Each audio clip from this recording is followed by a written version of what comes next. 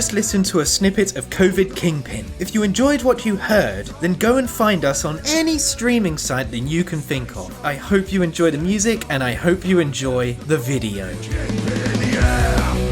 Hello, and welcome to CHUB Cast, where we review 2 albums an episode, spanning across a multitude of genres, with your hosts. My name is Zach Smith, and I'm the bassist. And I'm Ben, and I'm the vocalist. The one who plays the guitar is me, Greg. I'm Kyle, and I hit stuff with sticks. All the way from Brighton, UK, combined, we make up the band CHUB. I hope you enjoy the podcast. Hello and welcome to CHUB Cast episode 19. How is everyone doing?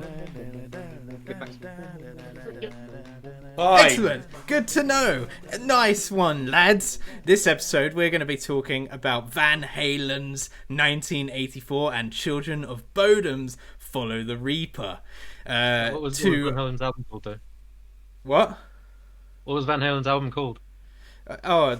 Fuck. Did I read out the release date? Shit. Anyway, in dedication to 2 fucking phenomenal guitarists, both of which went on to inspire millions and millions of people, and fucking both are dead.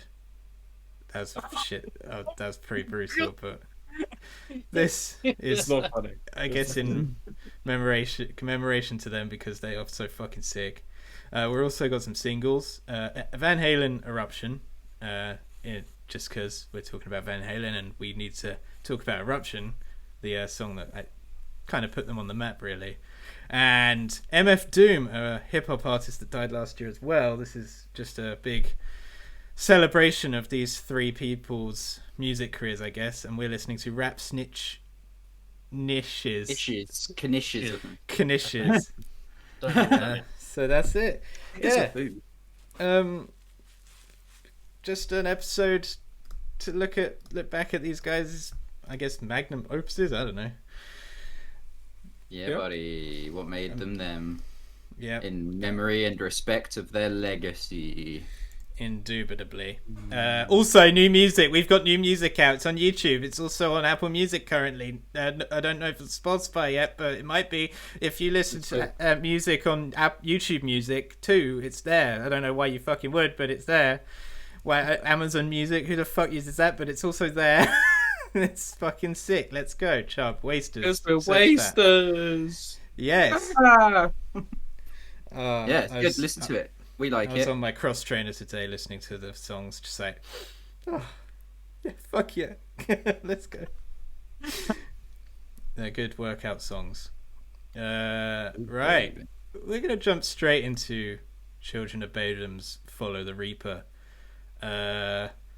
Fuck. Kyle, you probably know more about this song than most, album than most. Do you wanna...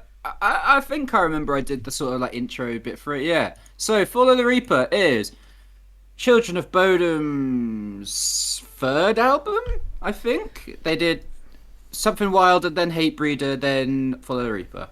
It's where they really hit their stride and they really found their like characteristic sound. It's looked back on very fondly by all of their fans. Really good demonstration of what makes Bodom Bodom, which is why we picked it, and also a lot of people consider it to be their favourite one.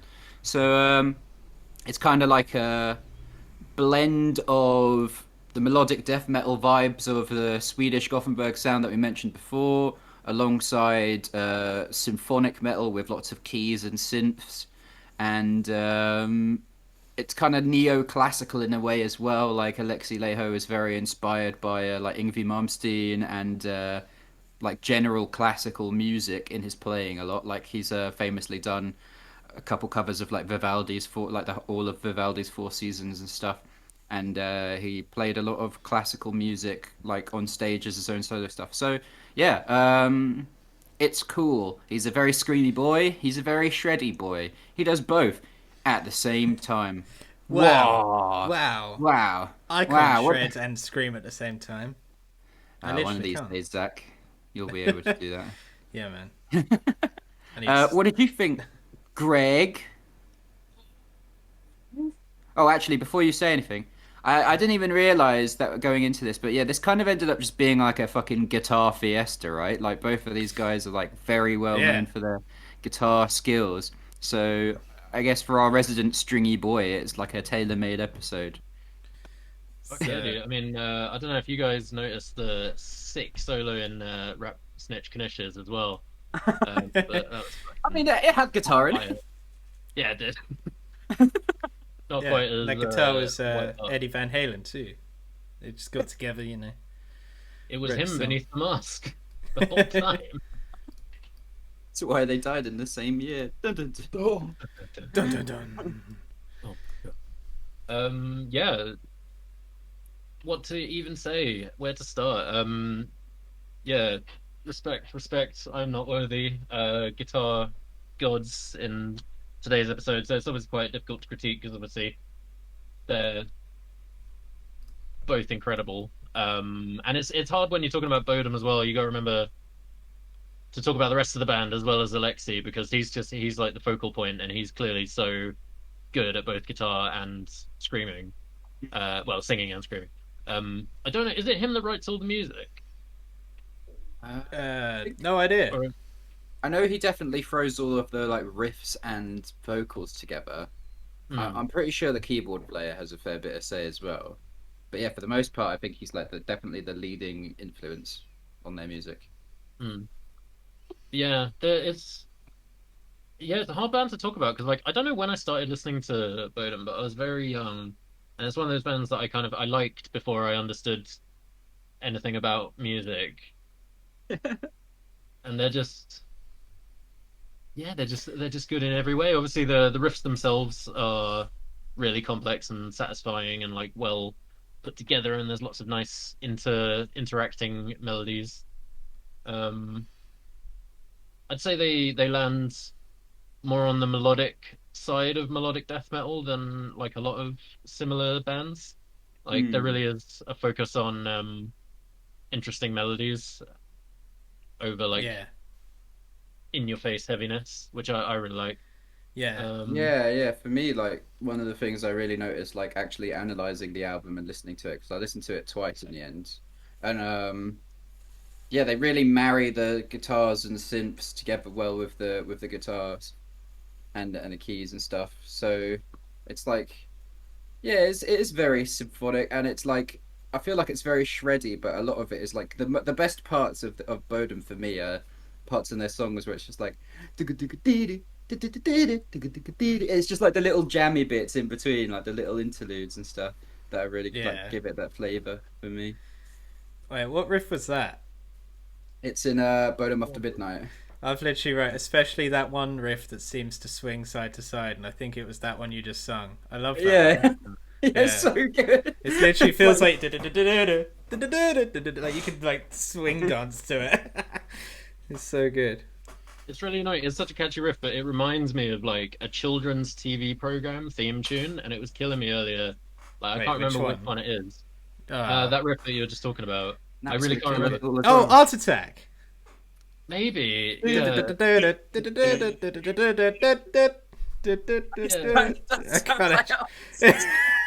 that was it. Yeah. And Art Attack was a sick show, so that makes it all the better. It was. I blame Art Attack for me getting into art. And the main guy from Art Attack was also a guitarist. So there you go. It comes full circle. Was he? Oh my god, and he died last year. He was Alexi Laiho. Oh my god! No. It's the guy from Art Attack. He did die last year, didn't he? What's his name? Neil? No, that was a rumour. There was actually a rumour.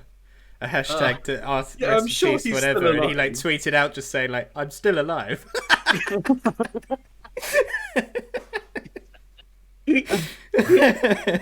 So That's so funny. Yeah, it was really random. Yeah, I looked that up as well. And yeah, he was a guitarist in like a rock band before he started Art Attack. So yeah. I think he's in a rock band now, I'm pretty sure. Like, Really? yeah, I think he went back to it. He was like, well, I've done a kids' TV show, now back to metal and rock. yeah, instead of the band's called Art Attack instead of just Art Attack. You have to really emphasize the attack. Anyway, music. On art. God damn it. I want to say a few things. Did you know that Children of Bodom were the first band I ever saw live? No. Yeah. Ooh.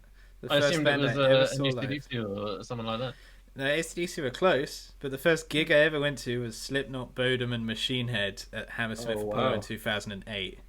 Jeez. And Bodom were the first band on, which technically makes them the first band I ever saw live. Hell yeah. Damn. And Great looking time. back now, it's crazy to think that Slipknot played Hammersmith, but yeah, Hmm. I mean that's where we Yeah. saw him on and off. Fuck. I feel like I've seen Bodom at a download, but I don't know for sure. Did they play 2011? Oh, fuck, I they don't might remember have. seeing them at download.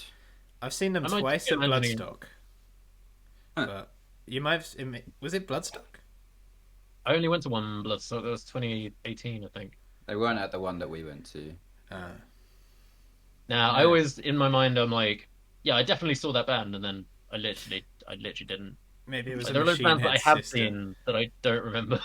And there Yeah. are bands that I haven't seen that I think I have. Maybe it was a Machine Head situation.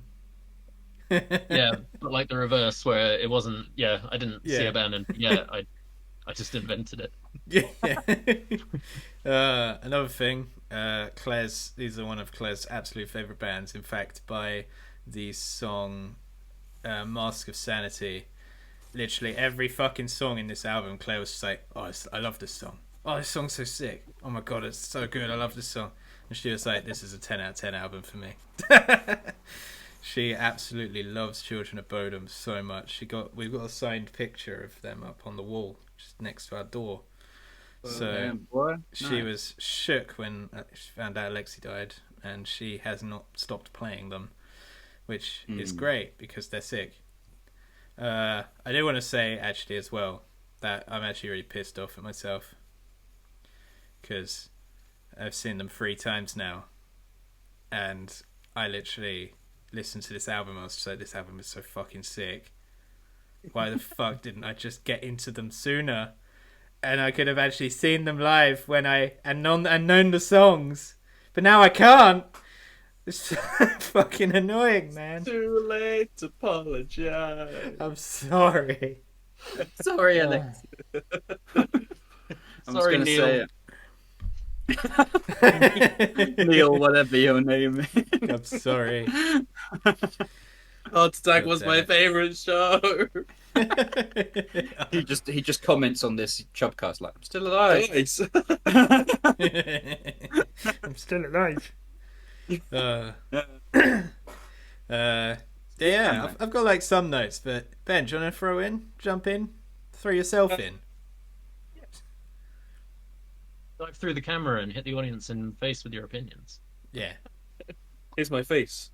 Get hit with opinions. I liked this album. Sick. So, huh? what did you think? Like, I'm not gonna lie. This is one of those cases where, although I'm gonna touch on the subject again later on, but this is one of those things where like it's like a band that like relatively established a kind of sound. So or like sort of became like popular because of a certain type of sound. So where you've heard that in loads of other bands that you've already liked and everything, when you hear this, even though they were like probably one of the most like original bands to do it, it just felt a little bit meh to me. And it's just because I've heard like the whole time I was listening to it, I was like, this really sounds like In Flames. And I was like, oh, that really sounded like In Flames. And then, like I couldn't, like, that whole feeling of this just feels like In Flames to me, like, never went away, which isn't a bad thing. On the Yeah, I was gonna contrary, say.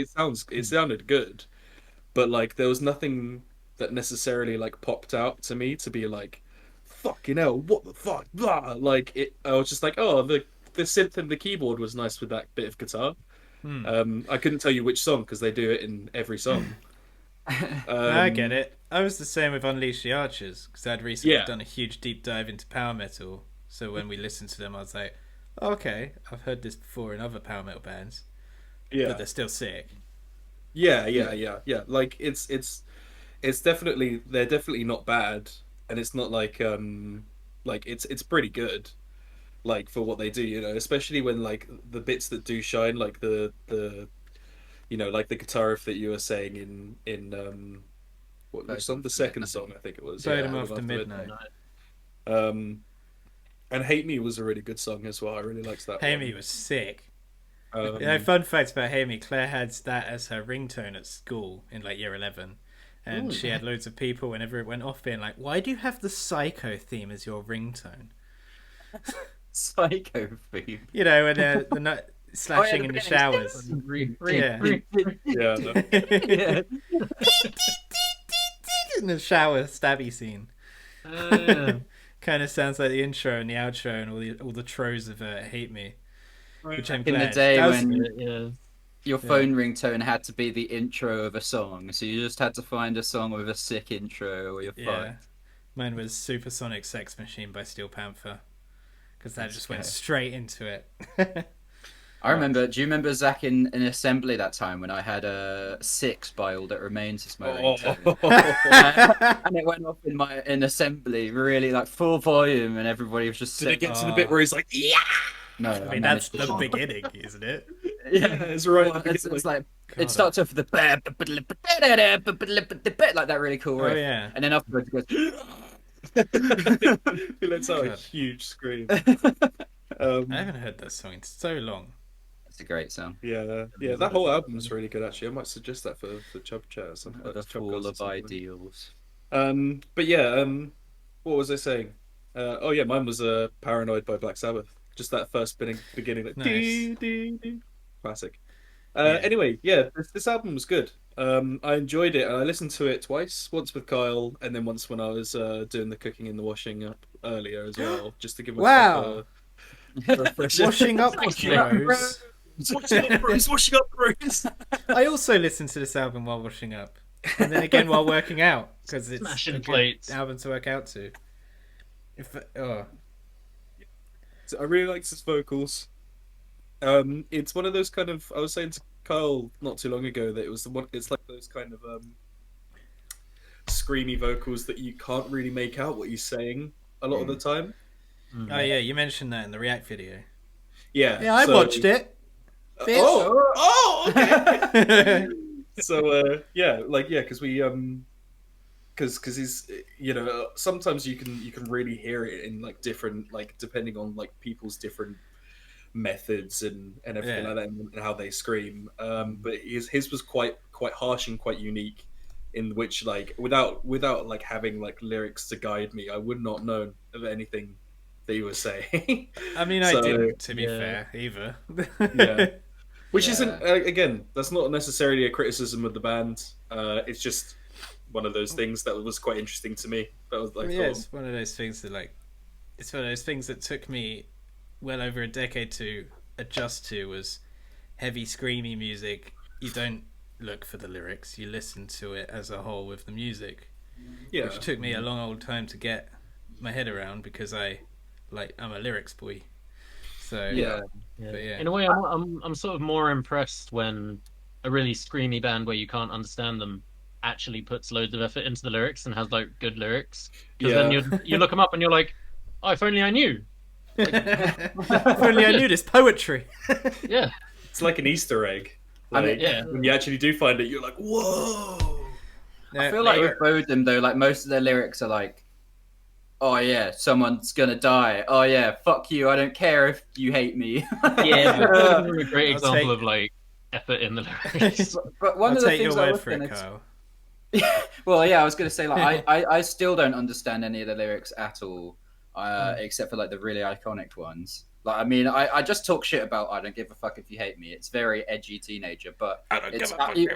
you can't not sing the I don't give a fuck if you hate me like that bit. But yeah, and then Yeah, that's I more feel like relevant to me Bodom- now than it was when I was a teenager, though. When I was a teenager, I didn't want people to hate me. Yeah, And now I when don't you were a care. teenager, you really gave a fuck if people hated you. Yeah, I genuinely did care back then. Now I genuinely don't. So yeah, it applies more in your mid-20s than anything Yeah. else. Yeah, true. Yeah. But yeah, I think Bodom are a very good like gateway band to harsh vocals because I've noticed that a lot of people who do like Bodom got into them in their teens, and even in the comments on all their videos as well, was people saying I started listening to Bodom when I was 13, and I feel like a lot of people like Bodom are one of those bands where the guitar work and the keyboards and the instruments are so good that you look past the vocals even if you're not necessarily into them. And then because you've been listening to them and listening to all the other stuff, it sort of acclimatizes you to the vocals and you start to appreciate them, and then you can move on to other stuff with harsh vocals. Like I think that was literally the case with me, but instead of it, because in an alternate universe somewhere, like heavy vocals for me, like the introduction for me was even before like Kill Switch and stuff. I think was like In Flames, like hearing it for the first time, and I was just like, ooh. I hated heavy vocals when I first heard them. Well, Like even I remember when I was younger and my friends at the time, James, showed me Slipknot, and I was like, no, they're too scary. and now look at us. What happened? What went wrong? All right. Those pure innocent boys. I want to say something. The React video, Children of Bodom, go watch it. Link not in the description because I'll forget. You guys mentioned about bands that like you can understand what they say. The front man who growls or screams, but you can still understand them really well. I've got one. Amon Amarth. Yes. The Johan from Amon Amarth. He's proper guttural, but you can still understand everything he's saying. That's my pick for that. I can't remember what you guys said, but yeah. I think we picked like Later in Flames as our one. Yeah, Later in Flames. Like Clarity era in Flames. Third album of Employed to Serve, I think, as well. Yeah. Oh, yeah. I feel like you got to give Alexi a pass though, because he's barking all these mad like growls whilst he's like also doing like the widdliest, like mentalist shreddy solos and stuff. You watch him live, and he's literally like, and I'm just saying, okay, I can't fucking brush my teeth and breathe at the same time, but like, fair enough. Wait, hang on. Try and walk and chew gum, and you just flat on your face. And Yeah, you focus on chewing your gum, and you can't move your legs. We might have to come back to that, Zach. Do you just suffocate every time you brush your teeth? You're just like, I'm saying. Oh, fuck. He tried it once and he accidentally inhaled his toothbrush. Yeah, it's still in there. oh god! I've got very clean lungs. Every so often, my you gum cough line off is a sponsored by Colgate. Anyway. Hey, I heard you like Colgate. Well, I prefer Oral B. Oral. God. I prefer Oral D. Anyway. What else was I going to say? I Anyway, found Bodom. that the whole album as well, the fact it's called Follow the Reaper, and a lot of the songs have like references to death and like old movie quotes with like death in them, was kind of strange and eerie considering the context and why we're listening to the album in the first place. Yeah. Oh my god. Yeah. I was like, especially, isn't it the very first song, Follow the Reaper? It ends with, I was only 21 when I died. And it's just like, dude. Yeah, and I'm standing there like, fucking hell, you're a few years off, but that's fucked up now. Yeah. Only twice the lifetime. How old roughly. was he when he 41. Oh. Yeah. Oh. It is very Too young. strange. That is weird. Yeah, far too young. Did you guys see any videos or pictures of him in the like years up to his death? I didn't realize like how gaunt he was, but he was all skin and bone. Well, Claire and I saw them live at Bloodstock in 2019, and even Claire then was like, he doesn't look great. But she just brushed it off. It might have been like hungover or ill or something, I don't know, but turns out he was actually ill. So yeah, they haven't really So disclosed like what actually was wrong. my guess is they formed Bodom after midnight because and they would just say, my guess is that the band split because of Alexi's illness, and they were just like, right, we need to, and then Alexi was like, fuck it, I'm just gonna keep going until I die, and the pandemic happened. Fuck our lives. Yeah. Yeah. I mean, it's unfortunate, but Sorry, what were you saying, Greg? I was just gonna say I had no idea that Bodom After Midnight existed until just now when I looked Yeah, it up. it's just a bunch of his mates. I don't know if you've Well, heard me it's mention most them of- before. It's him and the guitarist, the rhythm guitarist, right? Started like basically another band to play Bodom Yeah. songs because they had like a copyright dispute over the use of the name or something. Something like that. They got the bassist or old guitarist of Santa Cruz in to be their bassist. I don't know who the drummer is, but it was going to be good. It's gonna be good. Too soon, man. Too Yeah. soon. Final thoughts, maybe. Yeah. Ben, you said yes yeah. first. I said yes, so I'll start. This was the first album I ever heard from them. The first and probably not the last, if I'm honest. This was pretty good. Again, I think just because of everything I've listened to before, which probably were heavily influenced by this band. A lot of the stuff like I heard from this album, was kind of like stuff that I'd heard in other bands, but that doesn't necessarily take away from how good like everything was put together. Like the production was great. The vocals were awesome. Like the synthiness with the guitars is always, it's always a win. Sometimes it even sounds almost like video gamey in a way, which pulls at my nostalgia strings because, I mean, that's what we grew up with. So when I hear something that's like a bit guitar trickly with a bit of synth in the background, I'm like, Ocarina of Time, let's go. It's funny you say that because in there's a keyboard sound in Follow the Reaper that sounds just like the Corneria sound they use in Star Fox on the SNES. There you go. It already has, it has. Oh, I know what you mean. It's the proper Casio keyboard. Dun! Like it sounds Dun, like dun, dun. yeah, it's like Dun. dun, Yeah. dun, dun. It's the proper metal hitting metal sound. Yeah, they use it Yeah. quite a lot in all their songs. And I remember at school, like in music lessons, like dicking around like dun, dun, dun, dun, and thinking, who the fuck is going to use this? And then Bodom, like every time they use it, it sounds sick. Just smash their faces into a keyboard like this. This is good. So I enjoyed it. And yeah, it's definitely a for sure like a gateway for a lot of people probably into the world of metal and heavy vocals. So absolute props to him, and rest in peace, Lexi. So yeah, I'm gonna give this a 7 out of 10. Respectable 7 out of 10. I enjoyed this for sure. Nice. I'm talking. I'm just gonna go. I mean, I said. That's the rule. Yeah, that's you can't deny the fantastic. This is a fantastic album. Like every fucking musician involved just fucking slams it on their instrument. I loved the keyboard solos. I loved the guitar solos. I don't know if there was any bass solos, but I loved them anyway, even if they didn't happen. I've basically Hiding behind the other instruments, but they were still good. Yeah, it's just still good. That's what I said to the guy I work for, and I linked him our songs. Wood, he was like, "What instrument do you play?" I was like, "I play bass, the one you can't hear." But it'll miss. But yeah, no, this album made me annoyed because I really wish I got into this about 15 years ago, but I didn't. Well, at least you're getting into it now. I definitely recommend listening to more of their stuff. I mean, Claire's probably going to make you anyway. Claire's just had them on repeat, so.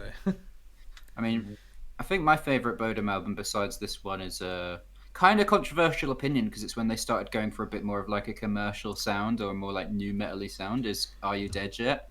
If they do the commercial sound right, then it can be good. So yeah. I think that's probably the album I've listened to most as well. Are You Dead Yet? Oh no, this Follow the Reaper's their second album. Are You Dead Yet's their third. Oh no, they're in really random order and fucking.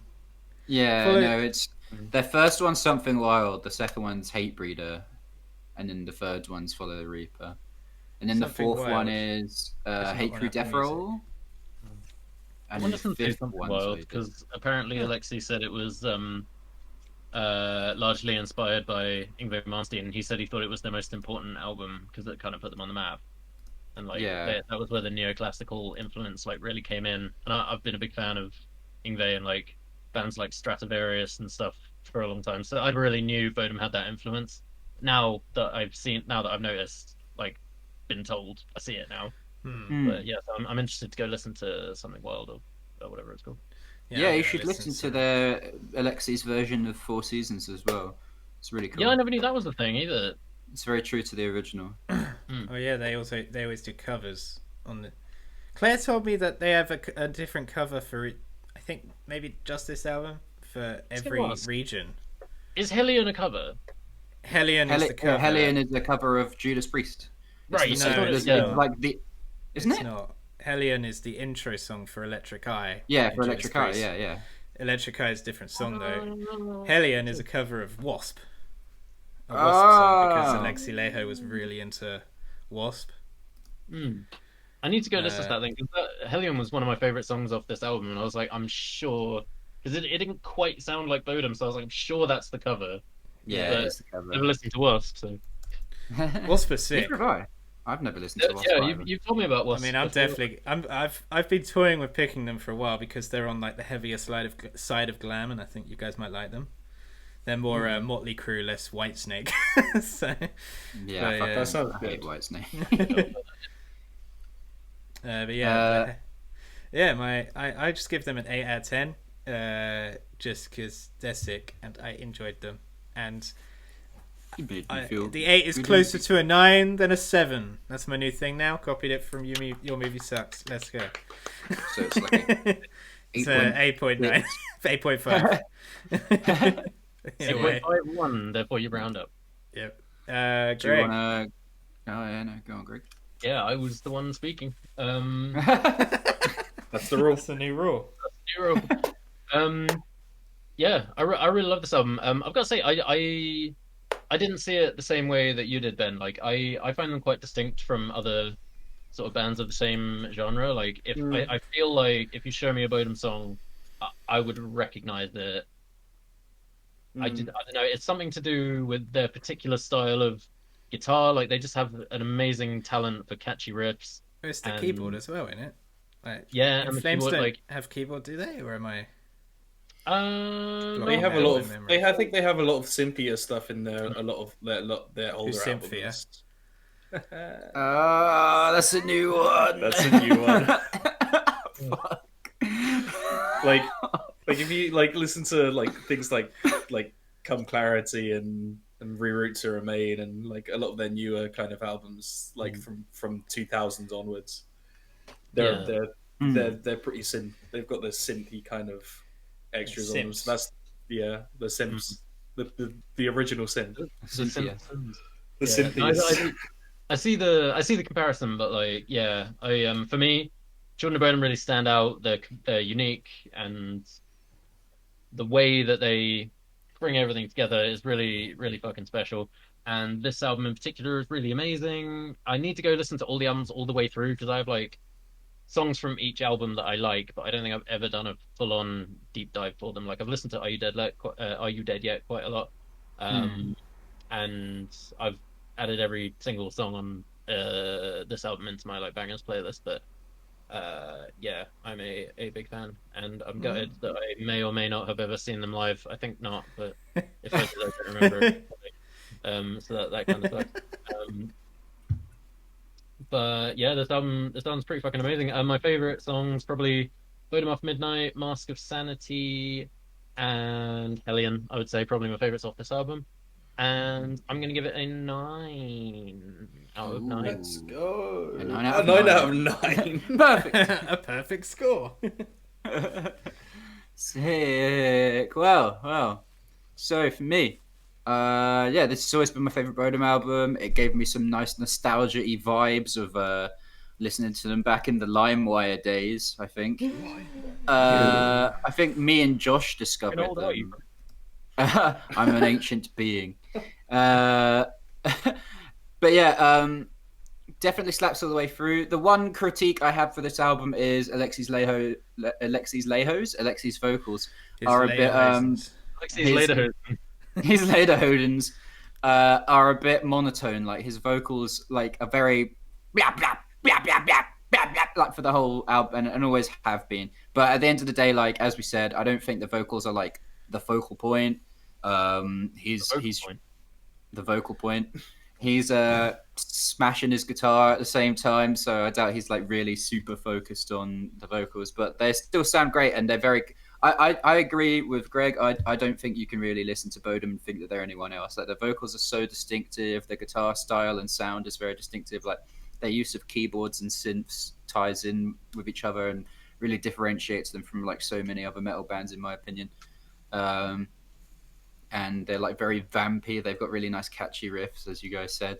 But yeah, the only and another bit of like criticism I have is that I feel like it's a bit homogenous all the way through. Like, a lot of the songs do sound quite similar, and I really like all of them, but it's not normally the kind of band that I would listen to like a whole album in a row. Like, I love all of the songs individually. There's not a single bad song on this album, but like as a complete piece, like, it's kind of hard for me to pick like which songs are my favorite. I didn't get that. I actually thought really? I actually wasn't like not bored. I don't think you were bored, but like I thought every song I was like, oh, this is the song with that bit in, and this is the song with the psycho theme, and this is that song that does the swing guitar song bit. But yeah, like I mean they've got their own like distinctive like little bits, but for the most part, like, they're all very fast paced, they're all very shreddy, they've all got keyboard and guitar solos in. His vocals don't change much for the whole thing. I mean, it's still great, but like, yeah, for me, like, by the end of it I was like, okay, well, it feels like a bit like one very long song sort of thing. Yeah, I'd agree with that for sure. I'd agree with that. Fair I wouldn't, again, I wouldn't say it's bad. It's just that like as a fresh pair of ears, I guess, like, who haven't heard any of their other albums and everything like that, like, it's as a piece of art, as an album, like, all together at the same time, it all sounded like, from as an untrained ear of Children of Bodom, it sounded very, very similar the whole way through. So yeah, it was that's kind of what brought it down from an 8 for me, for sure. Yeah, for me, it's still an 8 out of 10 because I got that strong nostalgia boner for it. And as I said, yeah, there really isn't a bad song on this album. I mean, my favorites, like, historically, the ones that I'll whack on and like when I'm not listening to the album as a whole, are almost exactly the same as Greg's. I really like Follow the Reaper, Bodom After Midnight, Mask of Sanity, and I really like Kissing the Shadows. I think that song absolutely slaps. Like, the whole like last 2 minutes of that song are absolutely mental. And if you guys haven't watched it live, you should do that as well, because they're like both Alexi and the keyboard player are just going ape shit for the whole thing. Go on, MF Greg. Doom. Right. We listen to All right, singles. MF Yay. Doom.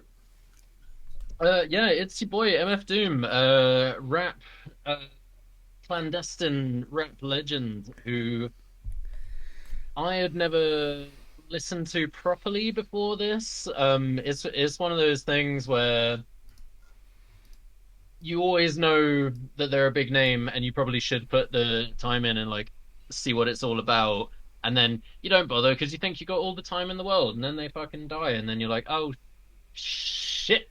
It's the story of this Now fucking then. podcast. That's this episode in a nutshell. Yeah. Well, yeah, I mean, It's like, oh fuck, great. but what you know, what better time than now? And so, yeah, this was my first time properly listening to him. I just picked his most popular song because I didn't really know where else to start. But I ended up listening through basically his entire back catalogue. Really? Or at least, yeah, or at least What his did you most think of it? recent, like 3 or 4 albums. I really, really enjoyed it. It was very consistent. It's a weird thing, I suppose, with hip hop artists. Like, the best ones find a style and they kind of stick with it, and they might be accused of kind of their songs all sounding a bit samey, maybe. Like, a lot of my favorite rappers, you could argue a lot of their songs kind of sound very similar, but then I don't think that's just hip hop though. I mean, I love AC/DC. yeah, like, That says it all. yeah, I suppose you can't experiment like all the time. Once you find something that works, you should stick with it. But I think what I'm trying to say is that, yeah, I sat and listened to like several of his albums, and they were incredibly consistent, like high quality flow, beats, and lyrics. Yeah. Okay, Um, awesome. I'll try and focus more on just this song because I know probably like we all just listened to. Well, I this just song. wanted to know what you thought about everything because I knew you hadn't listened to him yet. And you're our most well versed hip hop listener. Yeah, he's fucking sick. I can really see why he's such a big name. I would say in terms of like influences, he probably most reminded me out of like rappers that I'm aware of Nas. Probably, I'd say he's quite. He had quite a comparable sound to Nas. Yeah. But Kinda that's just low- my opinion. Kind of that low voice, monotony kind of flow. I know who that is. We did do a Nas song. We on did. Did yeah. it? I We did don't a know. whole Nas and Damian Marley The whole album. Yeah. Yeah. At some point, we're gonna have to do fucking Illmatic on here or something just to get the real idea. See, I don't feel like I'm qualified to talk about Illmatic because it's literally like hit that album is like the hip hop bible. Like if you chat shit about Illmatic, you're gonna get fucking shanked, mate. That's all there is to it. You 10 years don't down the actually line, know we're him. playing a show and some dude comes up and says, "You only gave Illmatic a 7!" Yeah. And then he takes his balaclava off, and underneath's a balaclava, and it was actually fucking Captain Yarface.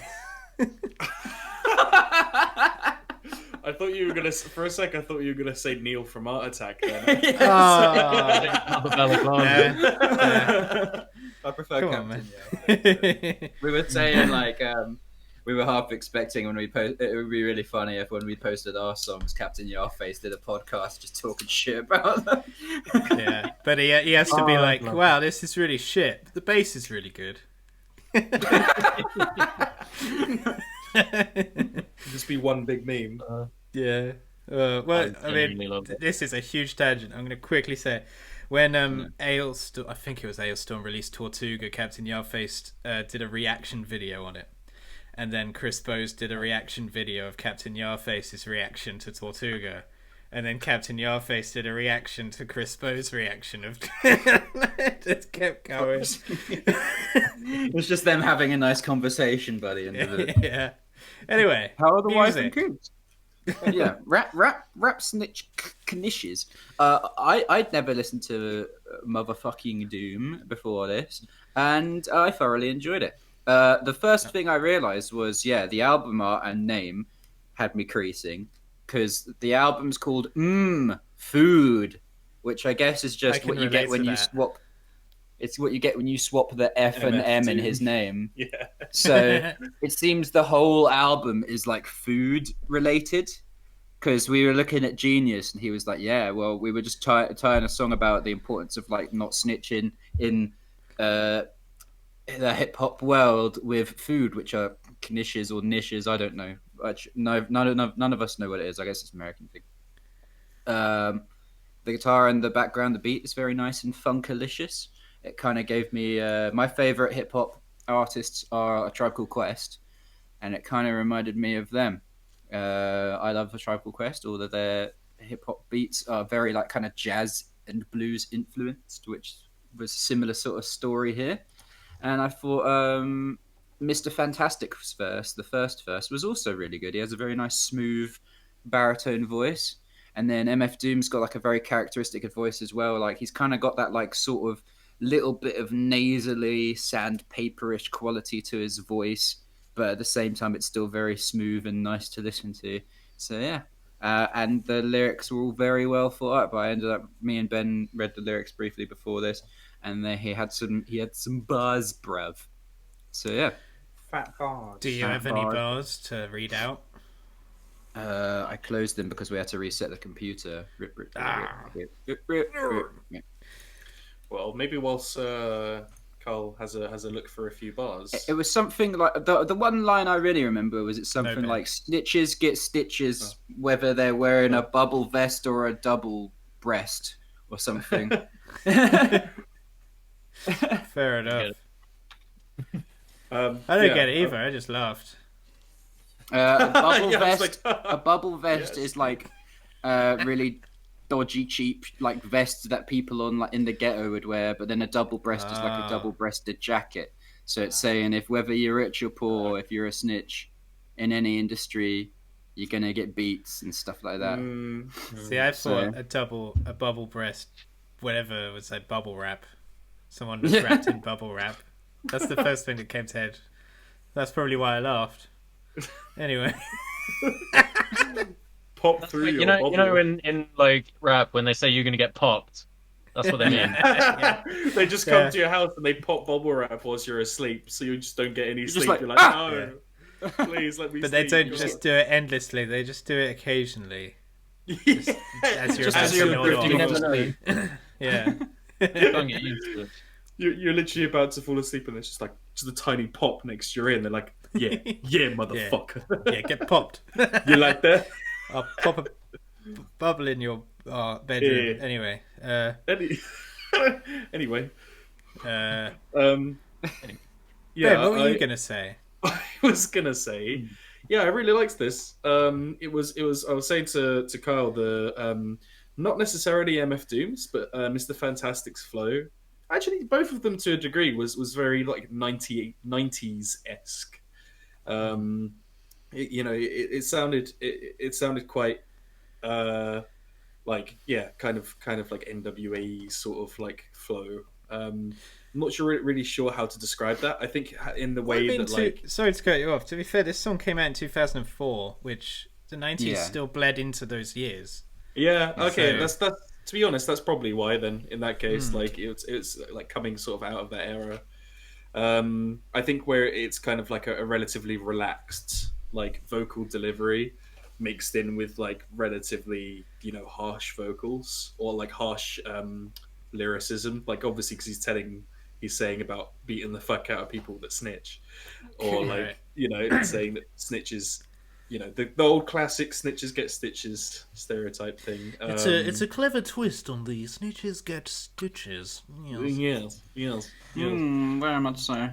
So I think that's why it sounded quite 90s, which is quite good because that's my like favorite generation of rap and R&B, I think. Hey, man, I love that Will Smith. He had some fucking bangers. Mate, I mean, you say that, but Will Smith did have some bangers. He genuinely did. Jump on it, mate. Jump on, it's a jam. Yeah, I probably sound like the whitest guy in the world saying that. Oh, fucking wild. Wild. I can't. Literally, the only time I've listened to all of Wild Wild West was there was a fucking Smash Bros. King DDD montage with Wild Wild West. Mate, let's not forget about Get Jiggy With It. Get Jiggy With It tune. Here come the man in black. Oh, that's it. Anyway, And now he's a blue genie. yeah, and now he's the genie. Rip blue Will Smith. meanie. I mean Robin Williams. There you go. Anyway, Robert Smith. where are we going? I want to talk now. Pick me. Okay, Uh, okay. What do you think know about what? the hip hops? The hippity hoppity beats. I don't know whether it was because I went into this expecting the good. I think it's because you described him, Greg, as your favorite rapper's favorite rapper. Yeah. So I actually went into this being like, okay, this guy's obviously hot shit, and I'm gonna going it with a giga open mind, and I actually really liked it. Oh, I think okay. it's because of the It had guitars in it. I mean, the guitar helped. I do love guitar, but Have you done? I've heard the loop. Is it called a loop? The song in the background. Sample, I sample. guess you'd normally call it. So that was sick. I really liked that. It was upbeat and it was way better than some of the crap that I listened to come out of James's speakers. Oh my god. Come on, man. Don't you like grime? Sick. Dude. No, Maybe I respect you're the same grime. as me, and you're like old school hip hop more as well. Maybe. I respect grime. It's like mumble rappers, I guess. It's just fucking. It's that fucking like rapping over fucking. In Rick and Morty when the dad characters in like this cyber world, and he like pressed the radio. He's like, now playing people yeah. music, and he's like, doot, doot, doot, doot, doot, doot, doot. Yeah. He's like, oh, people music, I like it. That fucking little jingle there is reminded me of what most rappers I hear fucking rapping over, but Yeah. that's just me. Side note: Have you heard the? It's not synthwave, but it's one of the waves. Somebody made human music as an actual song, and it's actually really good. I need to hear that. What's the other wave that isn't synthwave? Vaporwave? Vaporwave. Yeah, vaporwave. Someone made vaporwave human music. Look it up. It's actually pretty good. I need to hear that. But the music that these guys are rapping over is really good, and I think that really helped because I was engaged, both musically and hip hopically, and I would definitely say some rappers put more effort in than others to the beats. To their production, yeah, for sure. Yeah. yeah. And when you said that he is consistent throughout his whole discography, if it's like this, I'll probably listen to it. That's partly Yeah, I'm why I was definitely interested to what like you had to say. Yeah, really, it was high quality throughout. Like I listened to a few albums. It's really, really good. The next Yeah. song on this album actually sounded like it slapped, so I think I might give the whole thing a go. Yeah, let's do it. Food. One fit, like one note I had. I don't have many notes for it, but I said like it has all the stereotypes, but it didn't feel cliche. That's kind of what I came away with it. I was like, that was definitely hip hop, but it didn't like rub me the wrong way like it usually does. But, I think a lot of it is like the delivery as well. Like both MF Doom and Mr. Fantastic on this track sounded very like casual and relaxed with it. Whereas like the hip hop that I think a lot of us listen to and find really cheesy is where they're like trying hard to like sound like they're scary, dangerous people whilst they're talking about like shooting you and stealing your shit or something. Yeah. Whereas this is like, sure, MF Doom on his verse is talking about like, no matter who you are or where you're from, if you're a snitch, then you're gonna get your bubble vest is gonna get popped through, whether it's a bubble vest or double breasted, and like in like a really dangerous part of the South, there was so much heat you would have thought it was the Middle East or something. It is, as you say, very cliche, but the delivery doesn't really emphasize like, yeah, we're bad people. Ooh, it comes across as authentic, like yeah. It's one thing that makes hip hop quite hard to categorize is like it's so much based on the cadence of like individual people's voices.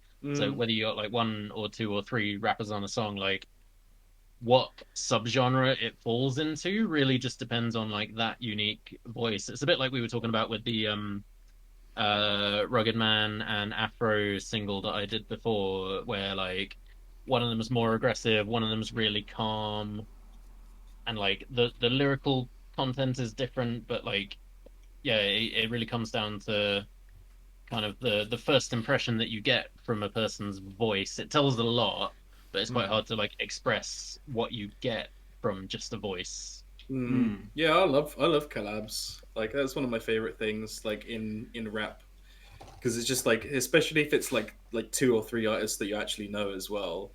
Like it's like watching like a Marvel crossover where you're like, oh. Yeah, You know, I wish and rock then- and metal did collabs more.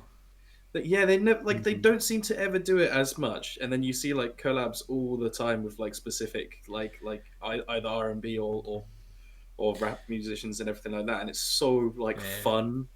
Yeah, I the only guess it's 'cause collabs you it's really get easier. from like metal musicians is like, oh, we both have a song on this like shared EP or something. It's not like stuff together. Yeah, We kind of touched like on I it guess with our Twist or something. we Yeah. kind of touched on it with our Cadillac Maniac one, didn't we?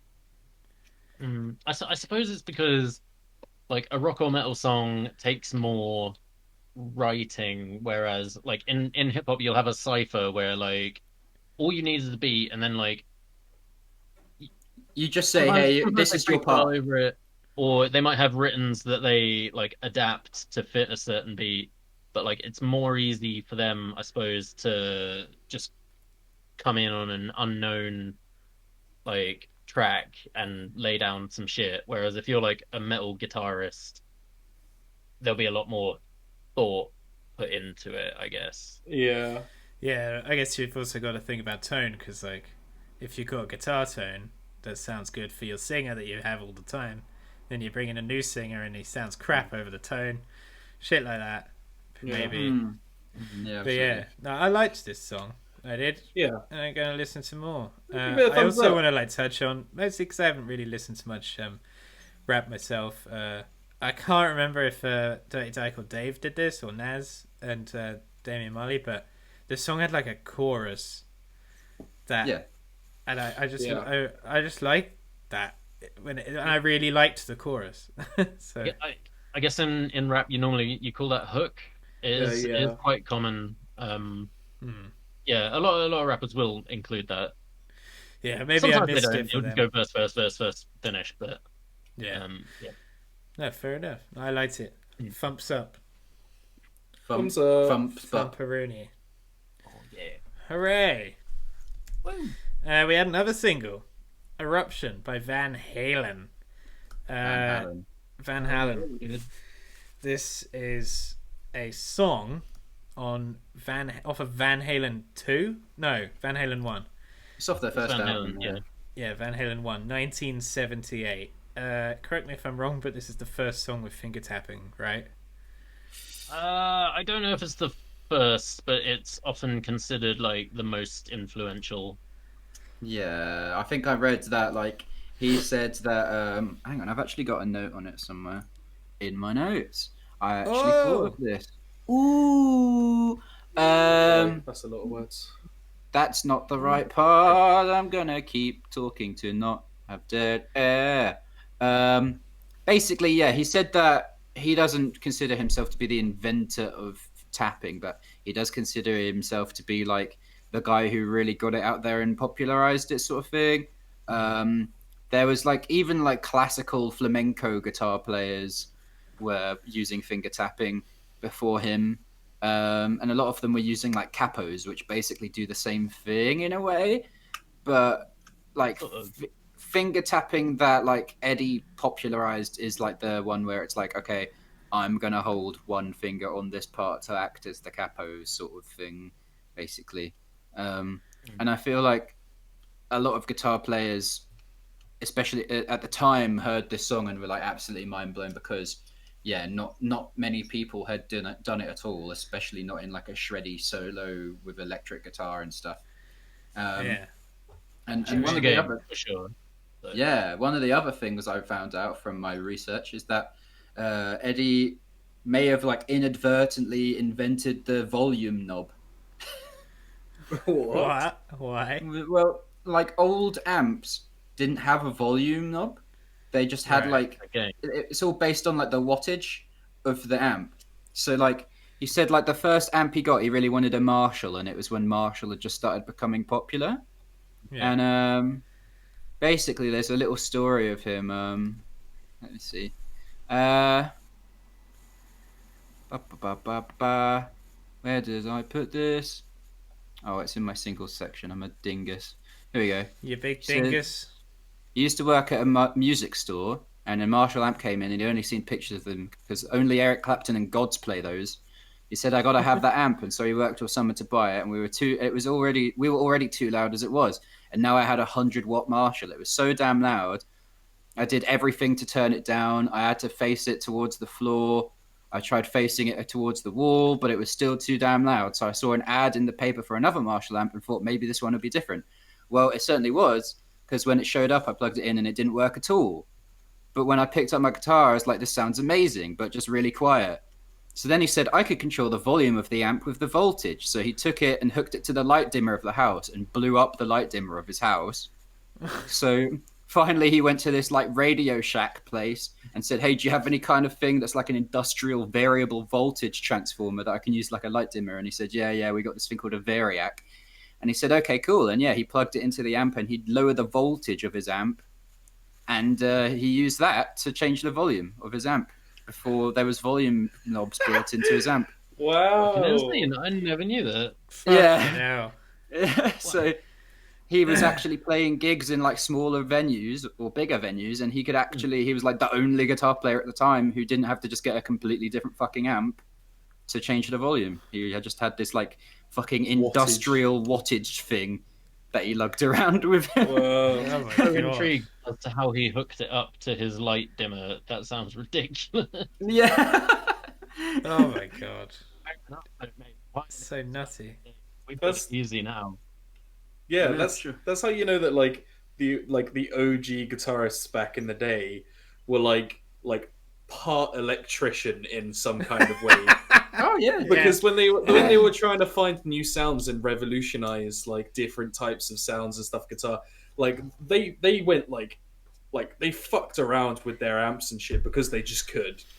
And then and would make some incredible sounds. Nowadays, like shit's so expensive, you would not dare do that. With your gear, because you'd just be like, I just bought this, fuck. Yeah. So it's kind of mad. Yeah, that's incredible. It's a fun little story. But yeah, Eruption, anyway, very good song. You can't really understate the influence of it. A lot of people consider it to be in like top 5, top 10 at worst guitar solos of all time. Not many rock bands had the cojones to just include a song that is literally just a solo on their albums, especially like more like popular ones. I'm surprised that it was only like a minute 40. I remembered it being like a full song, but it's basically just a big solo. Yeah, all of his live performance. There's several different live performances of them playing it, and most of them are like 12, 13 minutes long, where he just improvises and stuff. He has like the eruption solo in the middle, but he's mostly just improvising around it, sort of thing. Sorry, Zach, what were you gonna say? I was just gonna say that I just try, when I listen to this song, I try to like picture myself in 1978. You know, Black Sabbath I got like 4 albums out or whatever, and it's just like, no wonder that and there's like crazy Christian people like fucking slamming like heavy metal and stuff, and then this song comes out. They must have thought Eddie Van Halen was a fucking deity or something. Like, it's just nutty. I always try to think that. Like, because my dad always says that he's got like a couple of albums that when he put them on, it like blew his little mind. And one, Back in Black, fucking Ride the Lightning by Metallica, Never Mind the Bollocks, and this one, and it was Eruption. He just put it on. He was like, gobsmacked. Fuck, you know. Yeah, it's really hard for us as a bunch of fucking millennials to really appreciate like just how groundbreaking it was at the time, because I mean guitar tapping is in like every fucking solo now. Like, yeah, nowadays people are like, it's the Power Rangers theme, but it's fucking so. Because that is now what he does in this. You would almost call like standard tapping. It's like what you learn when you first start, and then if you really want to get into it, there's like really advanced tapping techniques now. So yeah, it does sound a bit Power Rangers-y. So you have to look at it in context as how amazing it was at the time. Power Rangers slaps, to be fair. So let's just put that right out there. That's not a criticism. Like, Power Rangers theme is fucking amazing. Yeah, bro. If you're 12 right now and learning the fucking Power Rangers theme tune on guitar, you rock, dude. Yeah. yeah. Legends of guitar. Yeah. I mean, I don't think power metal would be anywhere without these techniques, at least. Fucking Through the Fire and Flames is basically just this song. Yeah, for sure. It's crazy. Yeah, that's a good point. He was definitely a pioneer. Do you guys remember the bit in Back to the Future? Wait, do you know what I'm on about? Oh yeah, where he's like, your kids will like it, or something like that. No. It's when he goes back in time to like the 1965 or whatever, and he needs to convince his dad that to go out with his mom or something. So he like dresses like an alien. Oh, just like Darth Vader. Yeah, he's like, I'm Darth Vader, and then whenever his dad's like, get out of my house, he like plays Eruption by Van Halen, and he's like,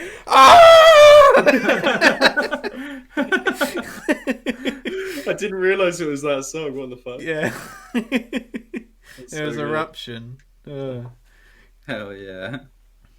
But That's amazing. Literally, like I never really got into Van Halen, like listening to them. I genuinely only really knew about them because they're mentioned in Bill and Ted's Excellent Adventure. And they're like, Yeah. we need Eddie Van Halen on guitar. It's one of those things where like Van Halen never really were as big outside of the States, like, but everybody in the States knew them. They were like the hottest shit there was in the States. But one of the things, little statistic I wrote down somewhere. Continue talking amongst yourselves. What's the That's my rap name, Lil Statistic. Okay, yeah. So they are one of the top. They're the 20th best-selling band of all time in the US, and one of the top worldwide. But of all the albums they sold 80 million albums worldwide. But of those in the States, 56 million. Wow. So fair enough. they were fucking big McLarge huge in the States, but never quite as big outside. But to be honest, I don't get why, because they're fucking cool. Like, I mean, everyone who I know put as much effort into loves like them. foreign tours. Like maybe they just really didn't play abroad. yeah. Well, Yeah. actually, to be fair, they didn't really play abroad. They're kind of like Poison, are another example of they're huge in the States but nowhere else really. It's they just don't come over here. Andrew Coppin, is that his name? The guy who runs Download. Oh, Andy Copping. Yeah. He's been trying to get Van Halen to headline Download since like 2005. That's been his number one pick throughout all of the time he's rebranded Download, and well, it's too late now. But like, it must be really hard for them to tour. Also, like, they're not really a band anymore. They haven't been a band for ages because David Lee Roth, as sick as he is, was a dickhead. Apparently. Yeah. I saw they've had a lot of lineup changes, and they had a reunion with him, and then a reunion with somebody else, and like Sammy Hagar. Hagar. yeah, it seems like they've had a lot of trouble keeping a consistent lineup. Yeah, they're kind of like Slash. Slash is really good at finding vocalists, but they're always dickheads apart from Miles Kennedy. Like Velvet Revolver, that guy was a twat apparently. Slash's Snake Pit, yeah. But yeah. As like a tiny mini tangent, I'd love to know like how, like what even the process is of like music festival like organizers getting bands to play at their festival. Like, it's just something that I'd really find interesting to like research, that kind of process, because I'm just like, do they just like ring them? They're like, oh, hey, Lars Ulrich, can you come play Download this year again? Yeah, cheers, thanks man. Like, is that it? Like, what is the process? I'm sure they'll talk to like their agent. Literally, yeah, they just probably phone their agent and be like, "Hey, you busy in June?" No, they'd be like, play here. I'd be like, "I don't know, you got $1 million?" Yeah, I'm sure. Yeah. Yeah, it's in my head. It sounds really cool because it's probably this guy who's like got like loads of connections with all these bands. Realistically, it's probably something boring as fuck. Like, oh yeah, organize them. Thanks. Okay, you've got this. Well, buddy. I mean, to be fair, People just Google it. Email. When I used to go to Fire Fest, the guy who ran Fire Fest, it was like a glam AOR festival, and that the guy who ran it literally had the contacts, and he used to get so many 80s bands that just don't come over here. Like, I don't know if you guys heard them, but he managed to get like Danger over here and stuff. Oh yeah, they just don't fucking play gigs. They're just done because they're just done. But they managed to play gigs and they were sick, and I fucking loved it. And then he stopped doing Firefest, and this was at Rock City in Nottingham. So they opened up they tried to do it themselves, called Rockingham, and they just didn't fucking get the bands in because they didn't have the contacts. So maybe it is contacts, Yeah. Maybe sometimes the rule is it's not what you know, it's who you know, kind of thing. Yeah, for sure. Yeah. I was talking to Beth, and she was saying that like she managed to get a few gigs in August, so like during like just after lockdown had relaxed and stuff, and she was like, yeah, it's literally like as soon as you meet like a couple organizers and you actually get in their good books, they'll be messaging you like, hey, can you come play this? Like, you got to go out there and find them. Oh yeah. But then as soon as you've done it and you've shown them that you're not shit, As soon as They'll we get be that reaching out to you. opportunity in Brighton, like I'm gonna be knocking on You promoters' gotta be doors. a Like, I love you, keyboard. please. That's true, actually, because Dick. Ted would always be like, Ted and Dave would be like, I just can't get fucking bands to play Firehouse. And they were just like knocking on the band's doors. But I mean, Yeah. obviously, the bands have got to get in contact with him first at one point to get on their radar. So, Yeah, that's Yeah. true. Yeah, for sure. Anyway, shall we segue into the album itself? Yeah. give Eruption's this one a good. Me thumbs like up. it. Thumbs up. Well done, Thumbs up. Eddie. It's nice. All right, well done, Eddie. Go on, Greg. Yeah. Oh, Greg. Well, I actually didn't. I didn't listen to the album. I read it. I read the book instead because I heard it was really good, and it was genuinely really good. I didn't know rock music had so much to say about authoritarian societies, but Winston that's- Smith was a really good character. I don't know where I'm going. Room 101, fucking rats, am I right? Did we listen to the same album? No, that's what Drop Dead Legs is all about, isn't it? What you're on about. What, 1984? What rats? Yeah. Oh, How is okay. I get the reference now. Okay, good. Yeah, it was really good. It was really cool. It was rock music, had guitars and rock. It was Rock really music. good. Alright. Do you want me to give a hot take? I'm gonna throw in a hot take. Yeah, Go on, give me a I Well, don't it's think not it'll hot. be a hot take around amongst you guys, but I'll throw it in anyway. Okay. Jump is Go a for shit song. Whoa! Shit. Okay. I thought it was pretty so? good. Okay. It's nice. Jump Just is by only yourself. good if you're drunk in a nightclub. I'm sorry. I did not that song is expect so that. Why? shit. It's just so. I'm shocked. Maybe it's because I've like fucking made it to the bottom of the crevice of 80s glam and metal, but oh my god, it's just so. I mean, Claire agrees with me. Just saying, I'm not alone in this thought that Jump is just really boring, and it's only good if you're drunk in a nightclub and you're like, "There's Jump, yay! I'm jumping." And I think it's in definitely my their opinion, poppiest song. They've yeah, you definitely can written only it to you be can a tell pop they song. only wrote it for the radio. I'm sorry, but they just had Yeah. Yeah, well, they really did actually. Yeah, I was looking on Wikipedia and they did actually write it for the radio. They had that Shut- synth. Sorry. They had that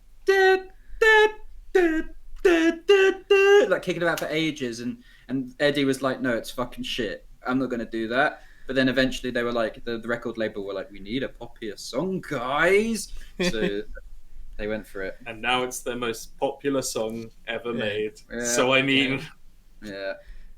I I was mean, surprised to find out it was actually about a guy jumping off a building. I always thought that was like a meme that Yeah. came later. there you go. Okay, I well, said this. I spoke to the Kyle about this because I was like, "Isn't this funny that like it's a really upbeat song, but it's about suicide?" Like, Yeah, I thought it was like it started as an upbeat song, and then later on people were like, "It would be funny if it was actually about suicide." no, but it is. Yeah, no, it actually was. It Yeah, really is. It's surprising. maybe that was It the was- compromise from Eddie. He was like, "Okay, we can write this fucking pop song, Pop song, but but it it has has to have a to dark theme." be about. It has to be like not just about suicide. It's like literally actively encouraging you to kill yourself. Encouraging. Go someone. ahead and jump! Like somebody No, on the fucking don't- Golden Gate don't- Bridge, like. Fucking kill yourself. Go on. Yeah, more I people read, have died to this song than that suicide song. Can't remember what it's called though. All around me are from. Have you guys heard of that? No. What? It's the song Oh, where the the most Gloomy people Sunday have. or something. Yeah, Gloomy Sunday. Gloomy Sunday. I suppose you Is have that heard the, that. I don't the think I've song with heard the largest kill rate of all songs? Yeah, it got banned in like lots of countries because so many people listened to it and then killed themselves. Really? Yeah, Yeah. Fuck, dude. I Yeah. heard about this from I think it was Vsauce. Yeah. No. Dude, I have to Crazy. listen to this song. No, It's Ben, like- don't. You'll kill yourself. Don't do it. It's a really old song. I think you'd like it, Ben, because it's from that like Fallout era. If you know what I mean. Yeah, it's very yeah, cool, yeah. Yeah, if it's like a 1940s like bluesy song, then I'd probably What's it fucking called? love it. I'm fairly certain it's called Gloomy Sunday. I think it is, yeah. I mean, I'm fearful for my life, but like, Sunday. I really don't have to know. Damn. I need to double Oh, check Billie that. Holiday. Yeah, Billie Holiday, Gloomy Sunday. Yeah, known as the Hungarian suicide song, Oh yeah, 1933. the Hungarian. Yeah, it's called Shomoru Vashanap, which is the original one. Oh, Billie Holiday. Oh, mwah, mwah. Apart from Ella Fitzgerald, best female fucking blues musician ever. Anyway, is Van Halen. that who did this song? I think you mean Sarah Vaughan. Anyway, music. Anyway. Well, that's my hot You mean take. Nina Simone? Jump is shit. I don't like it. I mean, it's probably because I've listened to it like fucking so many times. Yeah, I mean, Because I genuinely rate. I think Jump is a great song. Like, I think it's all right. I can't I see wouldn't- anything like, on paper to dislike about it. Really. Yeah. It's very cheesy and very 80s poppy. yeah. Um, I'm a huge fan of like 80s synth and pop, so like mixed with rock, like it's a cracker, an Nice. absolute cracker. Well, in my opinion, the song after that is the Panama. Panama. Panama. It's so good, and it reminds me of what's the film? Seth Rogen, fucking McLovin. Pineapple Express. Oh, No. Superbad. Super bad. Do you remember the scene where they're in the fucking the car park and they're like doing spinning donut things with Oh, police Little car? Sun Police. playing. Yeah, Yeah, yeah. it's Panama. By Panama was Oh, playing in shit. that scene. That's cool. Yeah. You So do catchy. really well in a what movie did this song feature in? You'd quiz think section? so, but as soon as someone asks me a question, I just don't remember the answer. Your brain just It's always turns just into a kid. custard. Yeah. Oh dear. One thing I thought was funny about Panama, and it's one of my favorites on this album as well. Yeah. The reason why, like, somebody said, like, to David Lee Roth, like, why do you only ever write songs about women, drugs, getting drunk in cars? And he's like, actually, I've never written a song about cars. So he wrote Panama deliberately, like, it's just like... Oh. Earlier in the podcast, I said David will Lee Roth was a twat, stereotype. but it was hilarious. To be fair. Well, he's the typical rock and roll frontman, wasn't he? You got to be a bit of a Yeah. dick, like, otherwise, it's part of the charisma, you know, part of the... One of The my style. favorite quotes by old him style. is it doesn't matter what you do as long as you look good doing it. Yeah. It's one of my favorite quotes. There you go. That's also a Zach quote from League of Legends. Oh yeah. Doesn't matter what you do, it's all about how good you look. That's how much you can lift, Kyle. How much you can lift. That's how good you look. Uh, my favourite song off this album, though, still is and forever will be fucking Hot for Teacher, man. That's, Yeah. it's just a 10 out of 10 song. Like, honestly, That's so good. I'll never get bored of that song. It is amazing. I remember you trying to learn that on Rock Band. I think it was. You Oh, were trying to do the drumming for that song on Rock Band. It's just, I think it's one of the hardest songs on that game for the drums. Yeah, the intro is crazy. absolutely nuts. Like, loads of people at the time were like, "Oh, they just sampled a motorbike." It was like, no, dude, that's just Alex Van Halen being an absolute fucking madman. Like, which is another point. Alex Van Halen, very underappreciated, sick drummer. He should Very be. good. He's fucking amazing. He's very good, yeah. Sorry. Also, Hot for Teacher, the music video is amazing. It's just a really fun song, and Yeah, it was I actually watched one of the that. main reasons why the Tipper Gore went on her crazy parental advisory rampage thing, was because of Hot for Teacher. Really? Because the music video scared her and her children. Was she like the This is what- the American Mary Whitehouse? Yeah, pretty much. Yeah. That's It what was I like mean. the- These people were around then. It's just nutty. They still are probably. I'm pretty sure they are still around now. It's just like everyone just memes them into oblivion, so it's Yeah. actually kind of funny. Yeah. Back then, like they had some kind of influence because they had rich, powerful, like old husbands that could do things. Nowadays, it's just like, shut up, Karen. And then there you go. Well, also, I swear, I swear it had the opposite effect. Like, kids started buying song albums that had the parental advisory sticker. Yeah. Yeah. It's cool. Yeah. It's so Yeah. funny. Because they just wanted to be like, "Fuck you, mom." Yeah. And nowadays, it's like, "Here, son, have the parental advisory." So I think Nicki Sixx said Motley Crue sales like tripled after they put the parental advisory sticker on their albums. Fuck's sake. So good. Dude, music in general back in the day was just a whole different kettle of fish than it is now. It's kind of crazy thinking about it. Yeah, for sure. Like, it's so crazy. Like, I love the lines in Hof Teacher. Like, hey teacher, I've got my pencil. Give me something to write on. Oh! That's literally just his dick going in. Yeah. That's so Yep. good. It's because it says "give me something to write on," but it also sounds like "ride Ride on." on, yeah. Yeah. Yeah, the And, American way of saying it. What was it like? I don't feel tardy.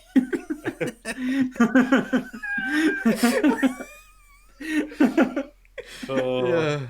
It's like, I mean, it reminds you of Steel Panther, doesn't it? Which is funny. I wrote down that Michael Starr literally like just put his entire persona, his act on stage is literally based on David Lee Roth, and you Yeah. can hear it and see it in like that like raspy high pitched sound they performance, make yeah. like that. Yeah, they both do, yeah. and stuff. It's- Yeah. Amazing. Dude, like, yeah, this is the first like album I've ever heard from Van Halen, because it's just one of those, again, like kind of like Bodom in a similar way. It's one of those like bands that like is classic and everyone's heard of, but like I just never really dived into because just haven't got around to doing it before. That should be a category. Sorry to cut. We should write that down as category. We should have an a category artist of that all bands four that- of us have been meaning to get into, but none of us have actually tried. Yeah, Yeah. just for one reason or another. So like the Chub Cast, like it's like you have to do it for this, and it's like okay, I'm listening to it now. And dude, every song in this album slaps so hard.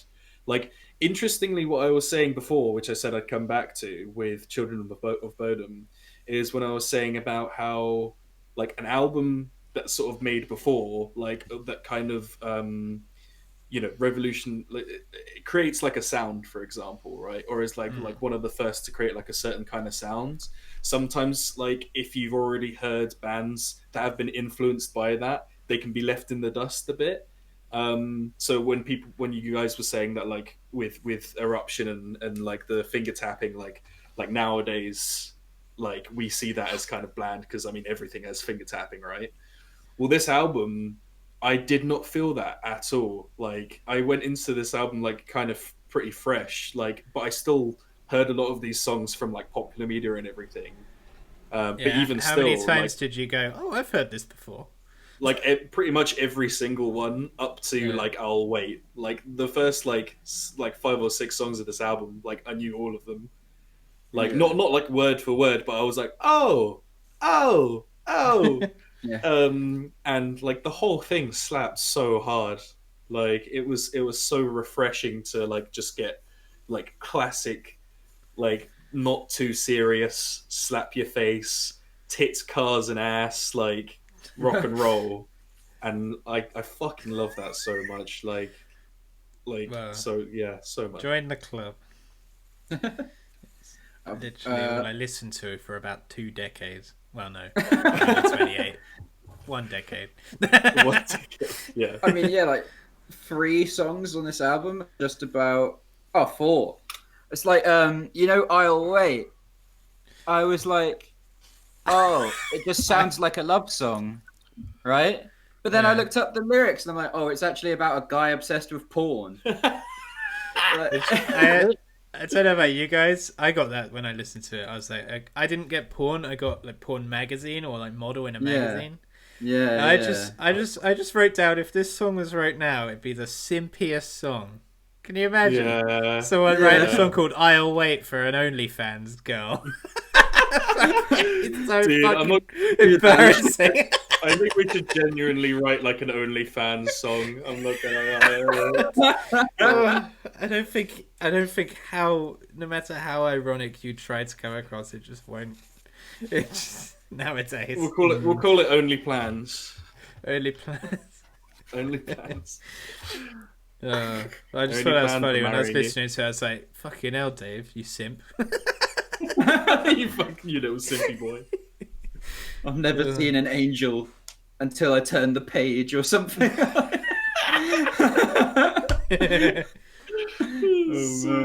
So funny. But yeah, like that song, Hot Drop Dead Legs, is just about like a girl with nice legs. Like there's literally a line in that which is literally just giant butt makes me scream. I'm just like I'm like, oh my god, me too! I can relate to that. Like, no way!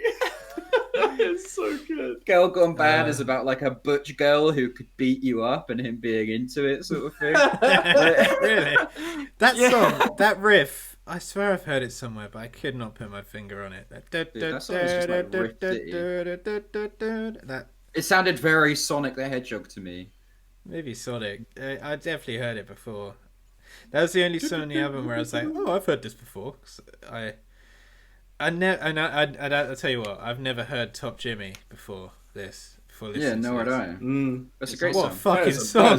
That is a song, yeah.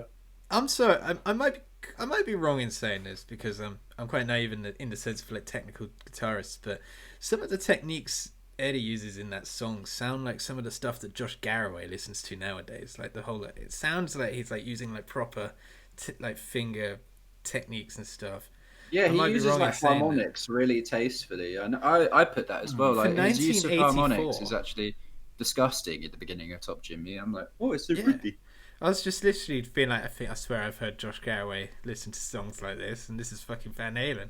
Hello? Yeah. What do you reckon, Greg? I'm interested to hear your opinion as a fellow stringy boy.